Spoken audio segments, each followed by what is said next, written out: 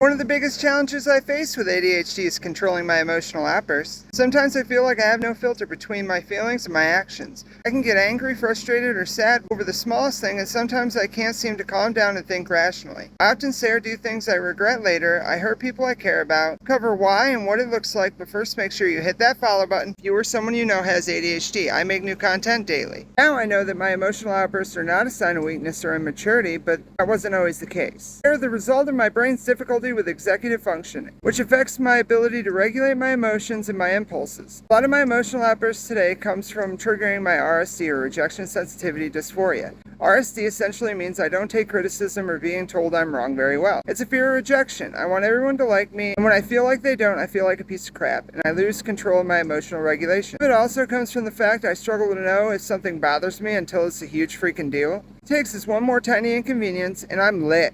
And it comes out all at that tiny inconvenience, even though it really wasn't the cause of my distress. First, I practice mindfulness and breathing exercises to help me stay in the present moment and reduce stress. This helps me notice when I'm feeling overwhelmed, and I'll walk away or stop texting before I explode. I also use positive self-talk and affirmations to remind myself of my strengths and values. This helps me avoid negative thoughts and feelings that can trigger my outbursts. I also seek support from others who understand me and can help calm me down. This can be a friend, a family member, a therapist, or a support group. For me, I go to a good buddy of mine or my group ADHD Unite and Conquer, which will be in the comment section below. They listen to me, validate my feelings, and offer advice and feedback. I also apologize and make amends when I hurt someone with my outbursts. This helps me repair damage and show that I care. Controlling my emotional outbursts is not easy, but it is possible. There is a lot more that I do, but I'll cover that in part 3. By using these strategies, I've been able to reduce the frequency and intensity of my outbursts, improve my relationships with others. I'll cover the rest of what I do to help mitigate my emotional outbursts. As I mentioned before, RSD, or being emotionally sensitive because of a painful fear of rejection, is my biggest problem for emotional outbursts. Some ways that I cope is to communicate in a more appropriate manner.